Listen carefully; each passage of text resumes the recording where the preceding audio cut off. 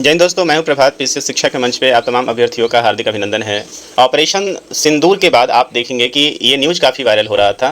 भारत इसके पहले आपने देखा है कि फ्रांस के साथ कई सारे जेट्स के लिए अर्थात राफेल के लिए राफेल एम का डिमांड कर रहा था और कई बार जो चीफ ऑफ एयर स्टाफ का स्टेटमेंट आ चुका था कि हमें जितने संख्या में फाइटर एयरक्राफ्ट चाहिए उतनी बड़ी संख्या में भारत के पास है नहीं। और तेजस के ऊपर भारत लगातार काम कर रहा था, लेकिन तेजस के साथ भी क्या आ रहा था, इंजन की समस्या आ रही थी और भारत को भी तेजस सही समय पर नहीं मिल पाया है। अब यहाँ से भारत के पास दो रास्ते थे, या तो भारत नए फाइटर एयरक्राफ्ट को परचेज करे या अपने प्रोजेक्ट के ऊपर काम करे। तो सरकार की यहाँ पे सहमति आ गई है और भारत अब यहाँ से प्रोजेक्ट एमका को लेकर आगे बढ़ने वाला है। तो आइए चलते हैं, काफ़ी इंपॉर्टेंट ये अपडेट है। मुझे उम्मीद है कि आपने चैनल को सब्सक्राइब कर लिया होगा। यदि चैनल को सब्सक्राइब नहीं किया है तो चैनल को जरूर सब्सक्राइब कर लीजिए ताकि आपको इस तरह के important updates time to time मिलता रहे। आइए चलते हैं, सेशन की तरफ बढ़ते हैं और देखते हैं क्या है प्रोजेक्ट एमका और क्यों है इतनी चर्चे में। हाल ही में जस्ट 3 दिन पहले का ये न्यूज़ है जब भारत के रक्षा मंत्री राजनाथ सिंह ने इस बात को कंफर्म किया कि भारत ने एमका प्रोजेक्ट को क्या किया है, अब अप्रूव कर दिया है। तो एमका प्रोजेक्ट है क्या, इसके बारे में जान लीजिए। तो एमका जिसका full form advance medium combat aircraft, इसी को एमका कहते हैं। आपको पता है कि भारत दुनिया भर में सबसे ज़्यादा बड़ा आईआरसीपी की रिपोर्ट के अनुसार अभी यूक्रेन को छोड़ दिया जाए, चूँकि यूक्रेन दुनिया में सबसे बड़ा आर्म्स जो है वो इंपोर्टर है। आर्म्स इंपोर्टर कहने का मतलब यहाँ पे ये है क्योंकि यूक्रेन अभी युद्धग्रस्त है और यही कारण है कि यूक्रेन अभी सबसे ज़्यादा हथियार खरीद रहा है। बावजूद उसके भारत युद्धग्रस्त नहीं है, उसके बावजूद भारत सबसे ज़्यादा हथियार जो है वो खरीदता है, इंपोर्ट करता है। और उसका सबसे बड़ा कारण है भारत के दोनों ही साथ जो है वो खतरनाक पड़ोसी का होना, अनरिलायबल पड़ोसी का होना। भारत के पड़ोस पूरब और पश्चिम दोनों की तरफ से आप देखेंगे थ्रेट आता है, नॉर्थ ईस्ट और वेस्ट दोनों की तरफ भारत को यहाँ पे थ्रेट है। एक तरफ चाइना है और दूसरी तरफ जो है वो पाकिस्तान है। और ये दोनों ही देश ऐसे देश हैं कि अनरिलायबल देश हैं, ये किसी भी समय कुछ भी कर सकते हैं। और यही कारण है कि भारत को अपने डिफेंस का प्रोडक्शन बढ़ाना होगा। अभी ऑपरेशन सिंदूर हुआ, इस सिंदूर में आपने देखा कि जितने भी भारत के लोकल मेड वेपन्स थे उसने कमाल किया था, उसने कमाल परफॉर्मेंस दिया था। और यही कारण है कि अब भारत के रक्षा मंत्रालय के द्वारा ये घोषणा किया गया है कि भारत अब खुद का फाइटर जेट जो है वो बहुत तेजी से विकसित करने जा रहा है। और उसका कारण यह भी था क्योंकि आपको पता है कि हाल फिलहाल में राफेल को लेकर जो है एक ऑलरेडी कंट्रोवर्सी चल रही है कि राफेल के साथ जो डील हुई थी उसके साथ सोर्स कोड की बात कही जा रही थी और अब फ्रांस ने क्या किया है कि सोर्स कोड देने से मना कर दिया है। तेजस का हमारा प्रोग्राम बहुत लंबे समय से अटका हुआ है, वहाँ भी अमेरिका की तरफ से जो इंजन आना था उस इंजन में देरी के कारण तेजस भी बहुत आप देखेंगे कि तेजी से नहीं बढ़ पा रहा है, उसका ही प्रोग्राम सही से नहीं चल पा रहा है। अभी तक फाइटर के जितने भी कॉन्ट्रैक्ट दिए जाते थे वो कॉन्ट्रैक्ट किसको दिए जाते थे, एचएएल को दिए जाते थे, हिंदुस्तान एयरोनॉटिकल लिमिटेड। लेकिन भारत ने अब यहाँ पे अपनी नीति बदल दी है। आइए देखते हैं पूरा का पूरा न्यूज़ क्या है, फिर समझेंगे आखिर यहाँ पे भारत ने कौन सा एक्शन लिया है। तो भारतीय वायुसेना के लिए 5वीं पीढ़ी के अति आधुनिक deep penetration advance medium combat aircraft, जिसको हम लोग एएमसीए का नाम दे रहे हैं, को स्वदेश में ही विकसित करने की मेगा परियोजना का रास्ता साफ हो गया है। रक्षा मंत्री राजनाथ सिंह ने मंगलवार को 5वीं पीढ़ी के एएमसीए परियोजना एमका परियोजना के लिए कार्यान्वयन मॉडल की मंजूरी प्रदान कर दी है। और रक्षा मंत्रालय का यह कदम देश की सरकारी और निजी कंपनियों की संयुक्त भागीदारी से देश में 5वीं पीढ़ी के आधुनिक लड़ाकू विमानों के विकास का मार्ग प्रशस्त करेगा। ये लाइन जो है ना वो काफ़ी इंपॉर्टेंट लाइन इसलिए है क्योंकि अभी तक भारत डिफेंस के सेक्टर में जितना भी काम कर रहा था उस सेक्टर में खासकर फाइटर एयरक्राफ्ट के लिए जो भारत काम कर रहा था वहां सिर्फ एचएएल को ही एंट्री थी। और एचएएल जो है अपना प्रोजेक्ट सही समय पे कर पाने में हमेशा ही विफल रहा है। इसको कई बार चीफ ने भी अपने स्टेटमेंट में कहा है और यही कारण है कि भारत ने अपना नया रास्ता अपनाया है। भारत ने यहाँ पे 100% जो है वो एफटीआई को आमंत्रित कर दिया है और यहाँ पे पूरी तरीके से ओपन कर दिया है कि यहाँ पे पीपीपी मॉडल पे जो है वो पूरा का पूरा होगा। पूरी दुनिया भर में जो भी भारत में आके फाइटर एयरक्राफ्ट को बनाना चाहता है और यहाँ पे योगदान करना चाहता है उसके लिए रास्ते खुले हुए हैं। टेंडर इसमें दिया जाएगा, भारत उस विकास में पैसा लगाएगा और भारत अपना खुद का 5th जनरेशन एयरक्राफ्ट और आने वाले समय में 6th जनरेशन एयरक्राफ्ट को डेवलप करना चाहता है। भारत अब किसी और देश पर निर्भर नहीं रहना चाहता है क्योंकि आपने देखा कि ऑपरेशन सिंदूर के समय कोई भी देश एक्सेप्ट आप देखेंगे कुछ एक देश जिसमें रसिया शामिल था और उसमें आप देख रहे हैं कि कुछ और देश इनके अलावा गिन चुन के 1-2 ऐसे देश थे जो भारत के साथ कंधे से कंधा मिलाकर खड़े होते हुए नजर आए थे। इसके अलावा अमेरिका, सारे लोगों ने अपना बैक कर लिया। यही होगा एक्चुअल वॉर, जब होगा तो युद्ध वही जीतेगा जिसके पास अपनी खुद की क्षमता है। इस बात को भारत ने अच्छी तरीके से फील कर लिया है। भारत तत्काल ये वॉर तो जीत गया है, भारत पाकिस्तान कॉन्फ्लिक्ट में भारत का अपर हैंड तो हो गया है, लेकिन ये बात स्पष्ट है कि आने वाले समय में यदि भारत सेल्फ रिलायंस यहाँ पे नहीं बनता है, खासकर हथियारों की स्थिति में, तब तक भारत आने वाले समय में आप देखेंगे कि युद्ध को नहीं जीत पाएगा। और यही कारण है कि अब तेजी से भारत इस कार्यक्रम पे काम करने जा रहा है। तो विश्व के बदलते सामरिक परिदृश्य में, युद्ध के बदलते आयामों में भारत के लिए 5वीं पीढ़ी का आधुनिक लड़ाकू जेट अनिवार्य जरूरत नजर आ रहे हैं। अब भारत के पास जो सबसे लेटेस्ट फाइटर है वो फाइटर हमारे पास कौन सा है, तो वो राफेल है। वो भी राफेल क्या है, 4.5th जनरेशन का ये एयरक्राफ्ट है। वहीं आप पाकिस्तान की तरफ देखें तो पाकिस्तान के पास और चाइना के पास, चाइना खुद का 6th जनरेशन जो है वो डेवलप कर रहा है। वहीं पाकिस्तान ऑलरेडी अपना J-35 या इन सारे 5th जनरेशन एयरक्राफ्ट को देने का घोषणा कर चुका है कि जल्दी ही यह देगा। पाकिस्तान जो है वो पाकिस्तान को जल्दी ही चाइना 5th जनरेशन का एयरक्राफ्ट दे देगा। 5th जनरेशन के एयरक्राफ्ट का सबसे इंपॉर्टेंट है कि ये जो एयरक्राफ्ट होते हैं वो स्टेल्थ टेक्नोलॉजी से लैस होते हैं। स्टेल्थ टेक्नोलॉजी, उसके आर्मामेंट का कुछ पता आपको नहीं चलेगा। और स्टेल्थ टेक्नोलॉजी की सबसे बड़ी जो खासियत होती है कि वो कभी रडार पे पेंट नहीं होता है, रडार पे जो डिटेक्ट ही नहीं होगा उसके अगेंस्ट आप एक्शन नहीं ले पाएंगे। और इसीलिए भारत को भी in the opposite section 5th generation aircraft खुद का या तो खुद भारत बनाए या कुछ ले। अभी आपने बहुत सुना होगा Su-57 और अमेरिका के F-35 के ऑफर को देने को लेकर। तो Su-57 संभव है कि आने वाले समय में भारत अपना तो खैर बना ही रहा है, लेकिन चूंकि इसको रोल आउट करने में ही 2031 का समय लग जाएगा और उसके बाद इसे खुद को डेवलप करते करते भारत कम से कम इस चीज़ में 10 साल लग जाएगा, ये बात होता है। तो संभव है कि भारत इस समय के बीच में काउंटर करने के लिए इन एयरक्राफ्ट में से कुछ एयरक्राफ्ट को कुछ नंबर्स में अपने पास रखे, क्योंकि सारा खेल आज के डेट में भारत ये भी सोच रहा है कि इस बार जो भारत पाकिस्तान का जो युद्ध हुआ है उसमें किसी भी एयरक्राफ्ट ने पाकिस्तान के अंदर पेनिट्रेट नहीं किया है, अर्थात भारत घर में बैठे यहाँ से पाकिस्तान के हर टारगेट को हिट कर सकता है। और इसके लिए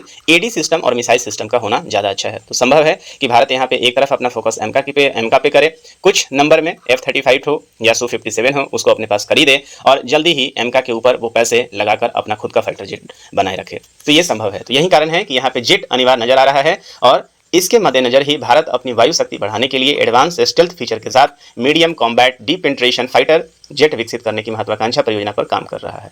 रक्षा मंत्रालय ने मंगलवार को जारी बयान में कहा कि भारत की स्वदेशी रक्षा क्षमताओं को बढ़ाने और एक मजबूत घरेलू एयरोस्पेस औद्योगिक पारिस्थितिकी तंत्र को बढ़ावा देने की दिशा में यह एक महत्वपूर्ण कदम है। जब तक भारत अपना खुद का फाइटर एयरक्राफ्ट नहीं बना लेता तब तक भारत कंप्लीट एयर डोमिनेंस की स्थिति में नहीं आएगा। इस बात को भी आप याद रखेंगे, क्योंकि जब जब जरूरत पड़ेगी, संभव है कि कुछ पार्ट्स की जरूरत हो, उस समय ये पश्चिम के देश आज तक कभी रिलायबल नहीं हुए हैं। और ये संभव है भारत अपने अधिकांश एयरक्राफ्ट आज के डेट में जो है पश्चिम से खरीद रहा है, जैसे राफेल भारत ने खरीदा है। तो संभव है कि ये समय आने पर ये देश पलट जाए, जो हुआ भी है।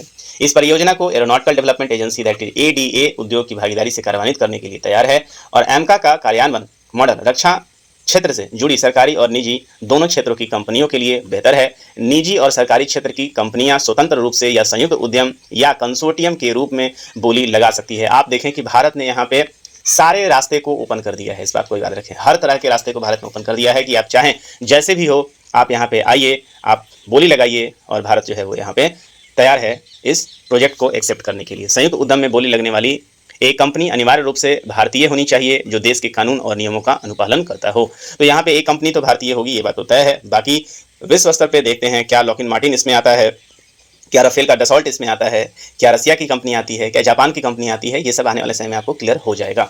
तो शुरुआती विकास लागत जो रहेगा वो 15,000 करोड़ रुपए का यहाँ पे रहेगा। रक्षा मंत्रालय के अनुसार यह MCA विमानों का प्रोटोटाइप विकसित करने के लिए स्वदेशी विशेषज्ञता, क्षमता, सामर्थ्य और उपयोग करने की दिशा में एक महत्वपूर्ण कदम होगा।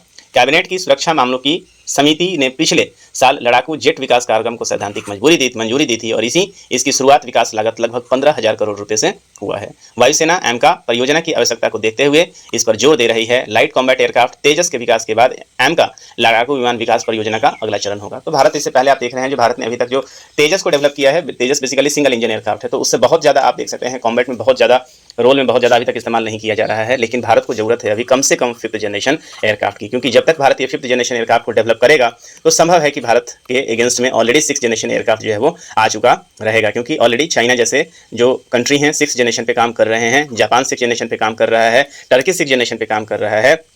तो संभव है कि भारत इस प्रोजेक्ट के माध्यम से 5th से लेकर 6th जनरेशन पे भी काम करना शुरू करेगा। और भारत की सामरिक शक्ति के लिए, और भारत चूंकि एक विश्व शक्ति बनने की तरफ अग्रसर है, वैसे केस में ऐसा कोई भी देश विश्व शक्ति का बनना बड़ा मुश्किल है जिसके पास अपना खुद का फाइटर एयरक्राफ्ट प्रोड्यूस करने का कैपेबिलिटी नहीं है। इस चीज को ध्यान रखना होगा। तो भारत के लिए क्यों जरूरी है 5वीं पीढ़ी का लड़ाकू विमान, इस बात को समझते हैं। ये भी दैनिक जागरण की ही कटिंग है, दैनिक जागरण की रिसर्च की टीम के द्वारा इसे प्रकाशित किया गया है। आइए समझते हैं क्यों जरूरी है भारत के लिए 5th जनरेशन का एयरक्राफ्ट लेना। तो केंद्रीय रक्षा मंत्री ने मंगलवार को 5वीं पीढ़ी के स्वदेशी स्टेल्थ लड़ाकू विमान के निर्माण को मंजूरी दी है।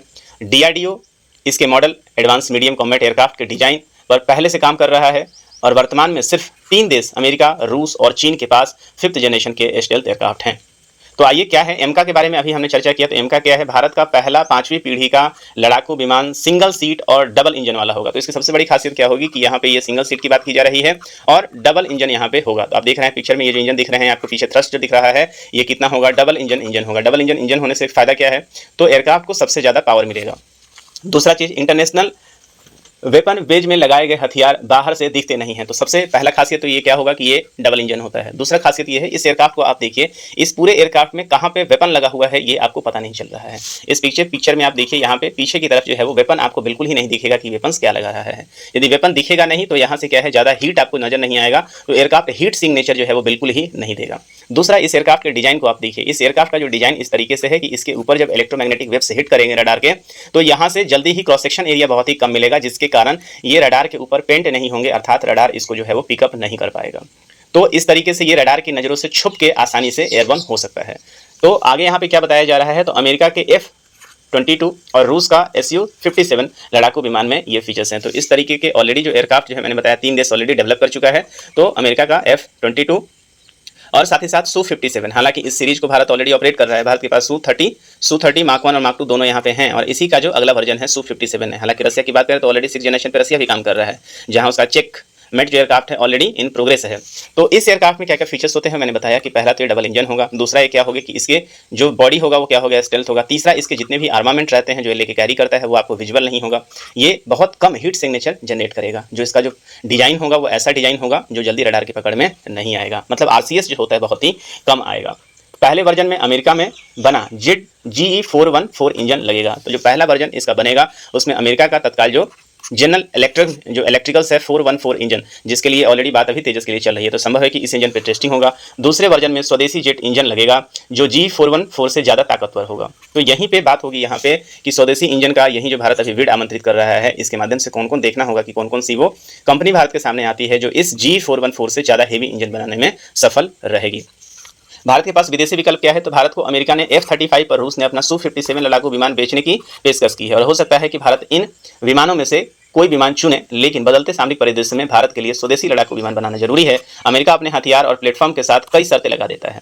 वहीं यूक्रेन के साथ युद्ध में फंसे रूस की रक्षा आपूर्ति क्षमता सीमित हो गई है। ऐसे में भारत 5वीं पीढ़ी का स्वदेशी लड़ाकू विमान बनाने के लिए जोर लगा रहा है। तो भारत का जो सबसे फेवरेबल कंट्री है रसिया जो है, जिसने हमेशा ही भारत की मदद की है, वो ऑलरेडी यूक्रेन के साथ युद्ध में फंसा हुआ है। तो भारत यदि Su-57 का डील रसिया के साथ करता भी है तो Su-57 की आपूर्ति करने में ही कम से कम 3 से 5 साल लग जाएगा, इस बात की भी पूरी गारंटी है। दूसरी तरफ यदि भारत अमेरिका से F-35 लेता है तो आपको पता है कि अमेरिका से भारत को सोर्स कोड मिलने वाला नहीं है, तो मेंटेनेंस का काफ़ी ज़्यादा दिक्कत हो जाएगा और अमेरिका कभी भी अपनी बातों से पलट सकता है। साथ ही साथ अभी आपने देखा कि भारत जो है वो फ्रांस के साथ अच्छा डील कर रहा है। फ्रांस अभी दूसरे नंबर पे है भारत मतलब आर्म्स एक्सपोर्ट करने में, तो फ्रांस के पास 5th जनरेशन के एयरक्राफ्ट है नहीं और 4.5 जनरेशन के एयरक्राफ्ट हैं। तो भारत के पास ऑप्शन 2 ही बचता है, या तो रसिया और नहीं तो USA। रसिया ऑलरेडी युद्ध में ग्रसित है और अमेरिका का भरोसा नहीं है, तो भारत के लिए 5th जनरेशन एयरक्राफ्ट बनाना बहुत ही ज़्यादा जरूरी है। और क्या क्या होता है जरा इस बात को देखें कि चीन के पास 250 से अधिक J-20 स्टेल्थ एयरक्राफ्ट हैं। तो J-20 जो सीरीज है, जो कि माना जाता है कि हमारा F-22 का कॉपी है, F-35 का कॉपी है, J-35 जैसे नए लड़ाकू विमान विकसित कर रहे हैं, मतलब इसके पास 5th जनरेशन 6th जनरेशन पे काम कर रहा है। 2020 में लद्दाख गतिरोध ने दिखाया था कि चीन की ताकत भारत के लिए खतरा बन सकता है और पाकिस्तान चीन से जल्द ही J-35 लड़ाकू विमान हासिल कर सकता है। हाल ही में ऑपरेशन सिंदूर में भारत ने पाकिस्तान पर हवाई श्रेष्ठता साबित की है, लेकिन स्टेल्थ लड़ाकू विमान के बिना भविष्य में ऐसा कर पाना बहुत ही मुश्किल होगा। तो ये सबसे ज़्यादा इंपॉर्टेंट है कि यहाँ पे देखिए आपके पास मिसाइल्स अच्छे हैं, लेकिन मिसाइल्स कैरी करने के लिए बैलिस्टिक मिसाइल का ज़्यादातर इस्तेमाल नहीं होता है। आपने देखा कि पाकिस्तान ने कई सारे बैलिस्टिक मिसाइल का भारत के ऊपर यूज किया है। पाकिस्तान ने अपने शाहीन का भी इस्तेमाल किया, पाकिस्तान ने फतेह का भी इस्तेमाल किया, लेकिन ये सारे के सारे जो बैलिस्टिक मिसाइल्स है ये ऑलरेडी इंटरसेप्ट हो गए। भारत के AD सिस्टम S-400 ने इन सबको इंटरसेप्ट कर दिया और सबको अपने डेस्टिनेशन में पहुंचने के बहुत पहले ही डिस्ट्रॉय कर दिया। इसका मतलब यह है कि जो मिसाइल्स एयरक्राफ्ट बना रहा है उसे कैरी करने के लिए एयरक्राफ्ट की जरूरत हो, ताकि उसको कहीं से भी मैनेवरिटी दे सकते और कहीं से भी लॉन्च कर सके। तो आप समझ सकते हैं, इसके पहले भारत ने 1989 में कावेरी प्रोजेक्ट को शुरू किया था, जिसके आधार पर आज तेजस डेवलप हो रहा है। तो कावेरी इंजन भारत का एक स्वदेशी टेलीफोन जेट इंजन है। इसे गैस टर्बाइन रिसर्च इंस्टैब्लिशमेंट के द्वारा बनाया गया है और इसकी शुरुआत 1989 में। अब देखिए, अब जरा देखिए 1989 में जो प्रोजेक्ट कावेरी है उसको शुरू किया गया था, मतलब भारत तब से एक फाइटर एयरक्राफ्ट बनाने का प्रयास कर रहा है, लेकिन अभी भी जो कावेरी इंजन बना है उसमें वो थ्रस्ट नहीं है, वो पावर नहीं है जो भारत को चाहिए। तो इस बात को आप देख रहे हैं। इसके अलावा 5वीं पीढ़ी में बहुत सारे स्टेल्थ तकनीक होगा, सुपर क्रूज मोड होगा, AI से ये लैस होगा, सेंसर फ्यूजन होगा, तो तमाम तरह की जो खासियत है वो इस एयरक्राफ्ट में रहने वाला है। अब देखना यह है कि भारत के इस बिड के बाद कौन कौन सी कंपनियां सामने आती है और कब तक भारत में ये जो प्रोग्राम है रोल आउट हो सकता है। माना जा रहा है कि 2030-31 तक जो एमका प्रोजेक्ट के अंतर्गत एयरक्राफ्ट बनने वाला है उसका पहला प्रोटोटाइप जो है फ्लाइंग आपको नजर आ सकता है। तो उम्मीद करते हैं कि भारत जल्द ही इस रास्ते में आगे बढ़कर एक नए एरा को डेवलप करेगा।